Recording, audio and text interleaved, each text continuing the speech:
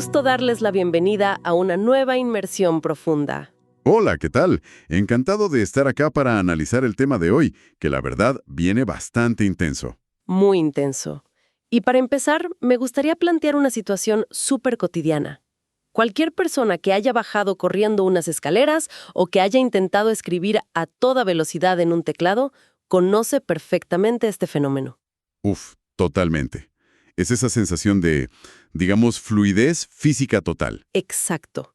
Los pies saben exactamente dónde aterrizar en cada peldaño, los dedos vuelan sobre las teclas, existe una armonía casi mágica en todo el cuerpo. Sí, todo funciona en piloto automático. Todo funciona, hasta que de pronto surge una simple pregunta. En esa fracción de segundo en que la mente interviene y se pregunta, ¿qué está haciendo el dedo meñique? ¿O dónde va a pisar el pie derecho ahora? Toda la coreografía se desmorona por completo. Claro, ocurre un tropiezo catastrófico. Uno se enreda solo. Exactamente. Y esa pequeña tragedia cotidiana, esa torpeza repentina, es en realidad la puerta de entrada a uno de los mayores espejismos de la mente humana. Porque normalmente, cuando se habla de tomar una decisión importante, impera esta expectativa de tener un control absoluto, ¿no? Una precisión casi quirúrgica. Sí, o sea, se asume que somos los ingenieros de nuestra propia existencia. Uno hace una lista de pros y contras, la mente analiza los datos empíricos, se evalúan los riesgos y finalmente la voluntad ejecuta la orden. Es una narrativa profundamente arraigada en nuestra sociedad. Existe una fe ciega en un proceso que es, digamos, completamente lineal y nítido, donde la lógica pura precede a la acción. Resulta muy reconfortante creer que el intelecto es el capitán indiscutible del barco. Que mantiene el timón firme ante cualquier tormenta, claro. Pero, y aquí viene lo fuerte, al sumergirse en las verdaderas profundidades de la experiencia física y de la intuición humana, ese capitán parece estar profundamente dormido al volante. O lo que es aún más desconcertante, se descubre que jamás estuvo a cargo de la navegación en primer lugar. Es una locura. Y es precisamente este panorama vital, tan turbio y revelador, el centro de nuestra inmersión profunda de hoy. Tenemos sobre la mesa un documento fascinante titulado Ensayo sonoro en 5 movimientos. El cuerpo sabe antes. Un título excelente, por cierto. Sí, muy poético. Y se trata de un texto que ofrece unas variaciones increíbles, una especie de reinterpretación a fondo sobre la clásica novela Ana Karenina de León Tolstoy. Y cabe destacar algo muy importante desde el principio. Este ensayo no se conforma con ser un análisis literario tradicional. Funciona más bien como una exploración fenomenológica de la condición humana. Utilizando a los personajes, claro. Exacto. Utiliza a los personajes de Tolstoy como casos de estudio clínico para entender cómo interactuamos realmente con la realidad. Bueno, vamos a desempacar esto, porque prometo que nadie se va a encontrar aquí con una clase monótona de literatura rusa del siglo XIX. Nada que ver. Es súper contemporáneo. Totalmente. Esto es un análisis directo y a ratos bastante incisivo sobre la sobreexplotación de la mente humana. Así que, si hay alguien escuchando que sufra del mal moderno de sobrepensar cada pequeño detalle de su vida, esta exploración le va a resonar profundísimamente. Va a ser un espejo bastante revelador. Sí, la misión de hoy es desentrañar una idea que suena muy contraintuitiva, cómo nuestra propia conciencia, esa inteligencia reflexiva de la que tanto orgullo se siente, es muy a menudo nuestra peor enemiga. Y entender por qué el cuerpo físico siempre parece asimilar la verdad cruda muchísimo antes de que la mente logre terminar de formular la pregunta. Es que el desfase es increíble. ¿Lo es? Y para empezar a desenredar esta idea, el ensayo nos sitúa de golpe en el nivel más físico y terrenal posible. Nos muestra el momento exacto en el que la conciencia interfiere violentamente con el mundo material. Ah, ¿la escena de Levin cegando el campo? Esa misma. Utiliza esta secuencia que es emblemática en Ana Karenina, donde el personaje de Levin está segando un inmenso campo de trigo con su guadaña, trabajando hombro a hombro con los campesinos. Esa escena es de una fisicalidad abrumadora.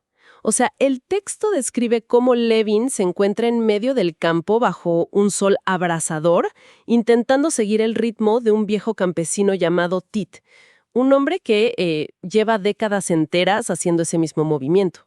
Y hay que imaginar el esfuerzo extremo, ¿no? El sudor, el peso brutal del metal. Sí, el agotamiento es total. Y de pronto, por puro cansancio, porque su cuerpo ya no da más, Levin logra acceder a un estado de perfección absoluta. Entra en la zona, como dirían los deportistas hoy en día. Exacto. La guadaña cae con la cadencia adecuada, el cuerpo gira, el surco avanza por la tierra. No hay nadie dando órdenes en su cabeza. No hay un capataz mental vigilando el proceso. Ha entrado en un estado de pura función operativa. Levin, por un momento muy fugaz, deja de existir como un sujeto que piensa y se convierte en el acto mismo de cegar. Es hermoso como lo plantea. Pero luego viene la caída. Claro, aquí el texto marca un quiebre fundamental. En el instante preciso en que Levin nota su propia perfección, en el momento en que su mente despierta y formula el pensamiento de «oh, qué bien lo estoy haciendo», el surco se tuerce inmediatamente. El corte limpio se arruina por completo. Se rompe el hechizo. Es exactamente la caída por las escaleras que mencionábamos al principio. Es la demostración práctica de la primera gran tesis del documento. La conciencia arruina el flujo natural de las cosas. La mente humana arrastra consigo una torpeza muy específica, algo que el ensayo denomina, y me parece brillante, como la torpeza de quien se vigila. La torpeza de quien se vigila. ¡Wow! ¡Qué frase! Es muy precisa.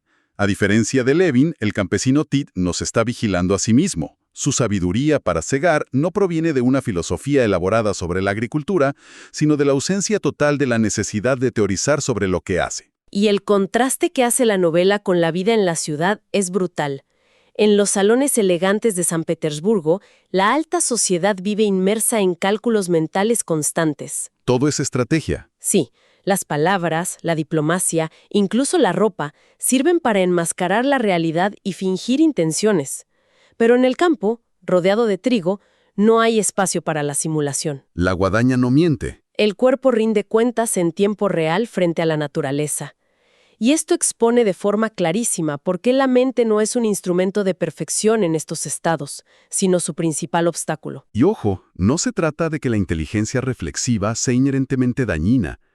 El punto es que procesa la información con un desfase temporal. La mente siempre llega tarde. Su función ahí es simplemente traducir un evento físico que ya ocurrió milisegundos antes. Surge entonces una paradoja que es brutal y casi cómica, ¿no? Ante este diagnóstico, la conclusión lógica parecería ser muy simple. Pues la solución es dejar de pensar, apagar el interruptor de la mente. Ojalá fuera tan fácil. Exacto, porque el acto mismo de intentar no pensar es de hecho un pensamiento colosal. El esfuerzo de intentar no vigilarse a uno mismo es en el fondo una forma de vigilancia de máxima seguridad.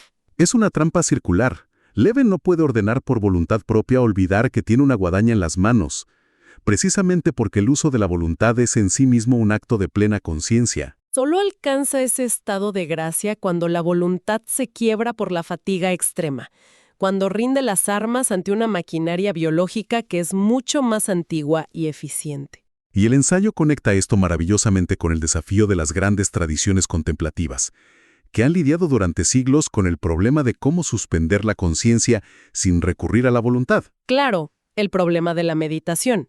Y esto nos empuja inevitablemente a una pregunta de proporciones masivas. A ver. Si la mente consciente, esa maquinaria de análisis de la que tanto dependemos, es capaz de sabotear el flujo físico de una tarea mecánica y rudimentaria como cortar el trigo, ¿qué nivel de destrucción y caos puede provocar cuando interviene en el terreno pantanoso de las emociones humanas? Ahí es donde el ensayo realmente entra en aguas profundas. Aborda esta incógnita adentrándose en el contraste evolutivo entre la asombrosa antigüedad del cuerpo y la tecnología, digamos, relativamente reciente de la mente razonante. Evolutivamente hablando, el cuerpo nos lleva una ventaja enorme. Millones de años de ventaja. Todo el sistema nervioso somático y el cerebro más primitivo han sobrevivido a glaciaciones masivas, pandemias devastadoras, depredadores implacables, y jamás requirieron que nadie se sentara a racionalizar la huida en una hoja de papel. Claro, no hacían una lista de pros y contras para huir de un tigre. Exactamente. La corteza prefrontal es excepcional para diseñar un puente colgante o sintetizar una vacuna, pero resulta alarmantemente incompetente para descifrar, por ejemplo, si alguien está traicionando su propio deseo de vivir. Estado de pánico total a redactar el informe médico de algo que, pues ya hizo metástasis. Es una analogía perfecta. El documento ilustra esta brecha evaluando a 3 personajes clave, empezando por Karenin, el esposo engañado. Cuando Karenin se enfrenta a la infidelidad de su esposa Ana, él procesa el evento entero como si fuera un trámite burocrático sobre su escritorio. Lo archiva emocionalmente. Literal, se dedica a construir intrincados argumentos lógicos sobre su propio dolor para no sentirlo directamente. Y el texto define esta patología con una frase que corta el aliento. Lo llama el suicidio emocional más elegante. El suicidio emocional más elegante. Es devastador. Y luego se observa un contraste diametral con el personaje de Kitty. Cuando ella asume la tarea de cuidar a Nikolai, un hombre en su lecho de muerte, lo hace prescindiendo por completo de la reflexión abstracta. Sus manos simplemente saben qué hacer. Exacto. Saben cómo acomodar las sábanas, cómo aliviar el sufrimiento físico, a pesar de que ningún manual médico se lo ha instruido. Ella no teoriza sobre el cuidado, lo ejecuta en un estado de pureza somática. Y esa inteligencia encarnada es elevada en la obra a la forma más alta de compasión humana. Y en medio de toda esta tensión está la propia Ana Karenina. El ensayo describe cómo el cuerpo de Ana percibe la fatalidad desde el instante cero. La escena de la estación de tren. Sí, cuando conoce a Vronsky, justo en el momento en que un guardia muere arrollado brutalmente en las vías, su cuerpo procesa el olor a hierro, el frío, la mirada cruzada y anticipa la destrucción. Todo su sistema nervioso codifica el desastre meses o tal vez años, antes de que su mente consciente logre articular de manera tardía qué es lo que acaba de suceder. Pero a ver, espera un momento. Si desmenuzamos esto hasta sus últimas consecuencias, surge una duda grande. ¿Dónde queda el espacio para la agencia humana? Es una pregunta válida. O sea, si toda decisión vital ya fue tomada por respuestas biológicas e instintos primarios, antes de que siquiera lo sepamos, pareciera que la mente humana está relegada al asiento del pasajero, limitándose a inventar una historia coherente sobre por qué el vehículo acaba de dar un giro violento a la izquierda. Suena a un determinismo absoluto, ¿no? Como si fuéramos rehenes de nuestra biología. Lo fascinante aquí es que el autor del ensayo se anticipa a esa sensación de fatalismo. No está planteando un determinismo robótico que anule el libre albedrío. Propone algo mucho más profundo. Lo llama una epistemología corporal. ¿Una epistemología corporal? Sí, se establece que existe un orden de procesamiento irrefutable en la adquisición de la verdad vital. La premisa sostiene que primero el cuerpo percibe, procesa y sabe, y solo más tarde la mente traduce y comprende. Primero el cuerpo, luego la mente. Primero la guadaña avanza cortando el trigo y solo después la mente voltea a analizar la rectitud del surco. El desastre, el gran tropiezo de la condición moderna, no radica en tener una mente, sino en el intento arrogante de invertir este orden natural. Ah, ¿intentar pensar antes de sentir? Exacto. Cuando se exige que la razón apruebe un sentimiento antes de permitirle al cuerpo sentirlo, la mente actúa como ese médico forense que llega a dictaminar la cura para un paciente que llevaba enfermo una década. Ya veo el punto. El problema no es pensar, es creer que el pensamiento origina la experiencia, cuando en realidad solo la documenta. Invertir ese orden arruina irremediablemente el surco de la vida. Totalmente. Y bueno, esto desencadena un problema enorme. Porque si el cuerpo ya resolvió el misterio y la mente siempre llega arrastrándose desde atrás tratando de codificarlo, ¿qué sucede con la herramienta principal de la mente? ¿Te refieres al lenguaje? Sí. ¿Qué pasa cuando se intenta usar el lenguaje, las palabras, para capturar esa verdad física? Si la mente llega tarde, el lenguaje debe ser un instrumento inherentemente fallido para estas tareas. Es profundamente insuficiente. Y este choque frontal con los límites del lenguaje es abordado a fondo en lo que el ensayo denomina la traición del lenguaje. Se ilustra mediante un encuentro silenciosamente monumental entre Levin y el campesino Fyodor. Cuéntanos de esa escena. Durante una conversación ordinaria, Fyodor deja caer una frase de una simplicidad aplastante. Le dice, «Vive en la verdad a la manera de Dios». Y para Levin, escuchar esa frase es como recibir el impacto de un relámpago en plena noche. Todo se ilumina de golpe y lo entiende con cada célula de su cuerpo.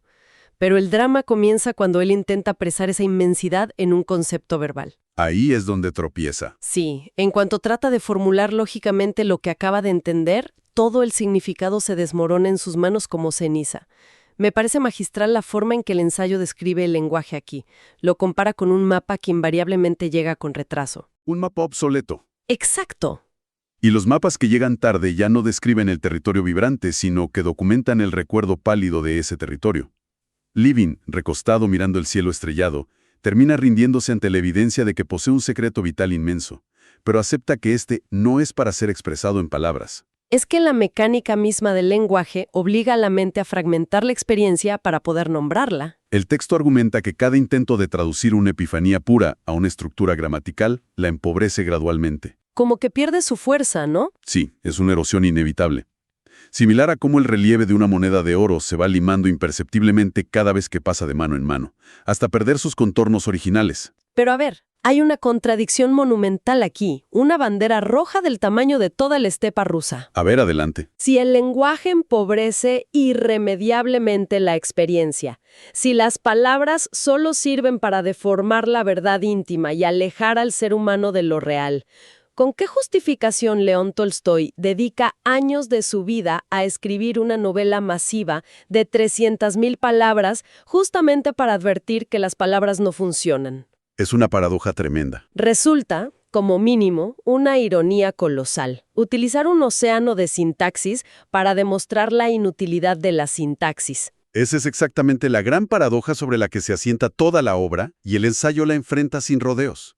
La respuesta que ofrece es que el triunfo perdurable de Ana Karenina reside precisamente en la asunción de su propio fracaso intencional. ¿Su propio fracaso? Sí, toda la novela opera como un intento monumental, casi heroico, de formular aquello que por definición no soporta formulación, y al fracasar de manera tan majestuosa en entregar una respuesta digerible, alcanza el éxito. Porque no te da la respuesta masticada. Exacto, porque la literatura, al menos en sus formas más elevadas, no funciona como un cable que transmite un archivo de datos innegables. Su verdadera función es la de crear las condiciones atmosféricas, la presión barométrica adecuada en la mente del lector para que éste experimente el impacto de la verdad por sus propios medios. O sea, la novela actúa como una invitación, no como un dictamen. Lleva al lector hasta el mismo borde del precipicio, le muestra la caída, pero el salto tiene que darlo uno mismo. Una metáfora perfecta. Y hablando de saltos hacia lo desconocido, el análisis toma un giro espectacular. Ante la evidencia de que las palabras fallan y de que la sobreconsciencia funciona como un ácido que corroe la experiencia, el ensayo propone una retirada estratégica. El descenso en la escala biológica. ¿Sí? Decible abandonar los problemas de los aristócratas humanos para centrar la atención en un insecto, específicamente en lo que el documento llama el filósofo de 6 patas, que es un simple escarabajo. Esta sección, titulada Scherzo entomológico, resalta una escena de un tono engañosamente cómico dentro del drama de Tolstoy. Levin se encuentra atravesando el ápice de una crisis existencial devastadora. Está sumido en la miseria intelectual. Totalmente. Su mente está atrapada en un bucle paralizante, cuestionando incansablemente el sentido del universo, bordeando un nihilismo súper oscuro. Y en medio de ese torbellino de agonía, su atención es capturada por un escarabajo que avanza laboriosamente entre los tallos de la hierba. Aquí es donde se pone realmente interesante, porque la observación que extrae el ensayo de este contraste es brutal. Ese escarabajo no alberga contradicciones internas. Jamás ha leído un tratado de filosofía alemana, ni le preocupa su legado. Se mueve porque moverse es su naturaleza. Existe en un estado de coherencia absoluta. Posee un único impulso a la vez, y ese impulso es idéntico a su vida entera. Y el contraste se vuelve doloroso al observar a Ana Karenina. Ella representa el pináculo de la sofisticación humana, pero se encuentra paralizada en una red de impulsos que chocan violentamente entre sí. Sus lealtades divididas. Sí, el amor arrollador por Bronsky, el instinto maternal hacia su hijo, la necesidad de pertenencia y el terror paralizante a la condena pública en la alta sociedad. Y se argumenta que Ana es el personaje dotado con mayor lucidez de toda la narrativa y que es esa misma hipervigilancia la responsable de su devastación. Su lucidez es su condena. Posee una lucidez clínica que le permite diseccionar en tiempo real su propia tragedia, pero esa actividad mental constante bloquea cualquier capacidad de actuar para salvarse. Por el contrario, En esa coincidencia ciega entre lo que el escarabajo es y lo que el escarabajo hace, reside un tipo de libertad radical que el intelecto humano sacrificó en el altar del análisis. Y la obra lanza una crítica devastadora al propio Levin y a su crisis. Cuando Levin se tortura mentalmente preguntándose repetidamente ¿cuál es el sentido de la vida?, está cayendo en una trampa semántica. Está buscando afuera lo que ya tiene. Es el equivalente a correr desesperadamente por toda la casa buscando unos anteojos que uno ya lleva puestos frente a los ojos. La estructura misma de la pregunta de Levin asume que el sentido es un objeto externo, como si la vida fuera una maleta y el sentido fuera lo que se guarda adentro. Si conectamos esto con el panorama general de la búsqueda existencial, el ensayo emite una advertencia crucial. No busca romantizar la ignorancia absoluta, ni sugerir que el estado ideal del ser humano sea la estupidez. Claro, no está diciendo que seamos escarabajos. No, el escarabajo no ocupa una posición de superioridad por poseer una mayor sabiduría, sino por carecer de la capacidad de elección. Es libre en la medida en que no tiene alternativas. Sin embargo, su presencia desmonta la falacia central del tormento de Levin. Revela que el sentido no es un atributo que se le añade a la vida. Exacto. No es una propiedad que la vida tenga. El sentido es lo que la vida es. La simple distinción mental entre el hecho de vivir y el significado de vivir es la verdadera fuente del sufrimiento. Comprender que el sentido de la existencia no es un enigma a resolver, sino la pura participación en la experiencia, nos arrastra hacia el clímax de este análisis. Obliga a demoler por completo las nociones preconcebidas sobre lo que califica como extraordinario en el mundo. Es lo que el ensayo denomina el descubrimiento del milagro ordinario, un milagro que prescinde de espectadores. Me encanta ese concepto. En los compases finales del viaje de Levin ocurre una transformación muy silenciosa. Abandona de manera definitiva la expectativa de presenciar la zarza ardiente, esa señal cósmica innegable que bajaría de los cielos para aniquilar todas sus dudas racionales. Porque mantenerse exigiendo una revelación espectacular es en última instancia una muestra de desprecio hacia el tejido mismo de la realidad. Es declarar que el engranaje cotidiano del mundo es insuficiente. Tal cual. La epifanía final de Levin es de una quietud aplastante. Asimila que el mero hecho de que una semilla de trigo germine en la oscuridad de la tierra o el simple acto rítmico de los pulmones de su esposa Kitty expandiéndose y contrayéndose mientras ella duerme a su lado, eso constituye un milagro de proporciones inabarcables. Exigir fuegos artificiales adicionales resulta redundante y hasta un poco grosero con la vida misma. Sí, totalmente. En esta revelación se asienta la gran bifurcación de los destinos que propone la obra.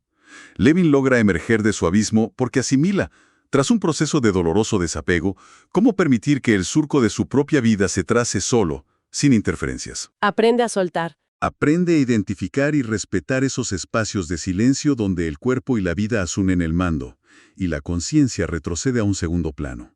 En cambio, la tragedia de Ana culmina en la muerte porque su brillantez, su implacable lucidez, le cierra la puerta a lo que el texto denomina la ignorancia que salva. Ana es prisionera de una inteligencia demasiado penetrante. Claro. Entonces, ¿qué significa todo esto en términos prácticos al cerrar la obra? La representación de la intimidad en las páginas finales del libro es profundamente conmovedora. Es una escena bellísima. Tras experimentar esta revelación sísmica que reorganiza su universo interior, Levin baja a encontrarse con Kitty. Ambos se envuelven en una conversación sobre asuntos domésticos, sobre la remodelación de una habitación, y Levin toma una decisión consciente. Decide mantener su epifanía en completo silencio. Sí, no le articula ni una sola palabra sobre su hallazgo existencial. Y el ensayo defiende que este silencio es la manifestación de la intimidad absoluta. Levin no siente la compulsión de traducir su descubrimiento en palabras para validarlo frente a su esposa. Porque el milagro de la vida ordinaria no requiere justificación ni formulación para tener validez. El ensayo concluye aceptando que la verdad suprema lleva implícito su propio límite lingüístico. Las palabras no alcanzan, y está bien.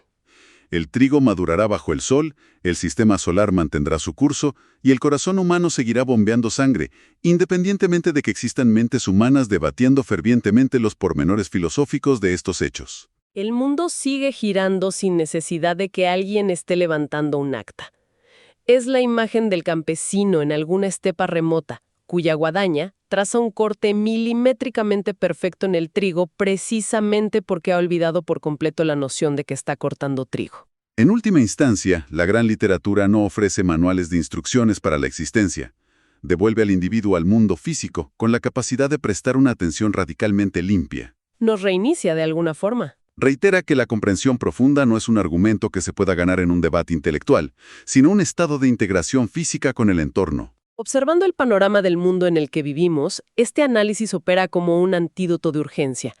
En una era caracterizada por una sobrecarga sensorial abrumadora, donde impera la presión constante por tener una postura hiperarticulada, una opinión pulida y una teoría para absolutamente cualquier fenómeno. Sí, una presión agotadora.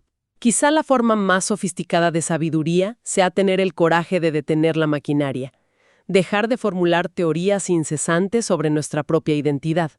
Representa el acto de abdicar del control analítico para poder recuperar, finalmente, el permiso de participar en la simple y llana experiencia de estar vivos. Y esto nos deja flotando una reflexión ineludible. Si las epifanías de mayor calibre que ofrece la vida, esos rotundos milagros ordinarios, corren el riesgo de desgastarse y desmoronarse en el momento exacto en que la mente ansiosa interviene para atraparlos en palabras, Es una pregunta inquietante. resulta válido cuestionarse cuánta belleza cruda y cuánta verdad profunda se está evaporando diariamente en el mundo moderno. Existe una compulsión casi refleja por traducir inmediatamente cada experiencia vivida, cada atardecer o momento de intimidad, en una narrativa estructurada para el consumo público en redes sociales o en un relato optimizado para los demás. Queremos capturarlo todo y lo terminamos asfixiando. Cabe preguntarse qué ocurriría si ante el próximo destello de belleza o asombro genuino se resiste esa urgencia febril de narrarlo y compartirlo. Quizá la mayor revolución sea permitir simplemente que el cuerpo registre la experiencia, asumiéndola en el más profundo de los silencios. Un silencio que salva. Podría descubrirse al final de todo que no es necesario ser los arquitectos incansables de nuestro propio asombro, y que permitir que ese imaginario capital suelte por fin el timón no equivale a un hundimiento seguro, sino que es la única manera en que el barco, libre de interferencias, pueda navegar hacia aguas verdaderamente pacíficas. Ha sido una exploración fascinante. Muchísimas gracias. Gracias por la invitación. Un tema para seguir pensando. O, bueno, sintiendo.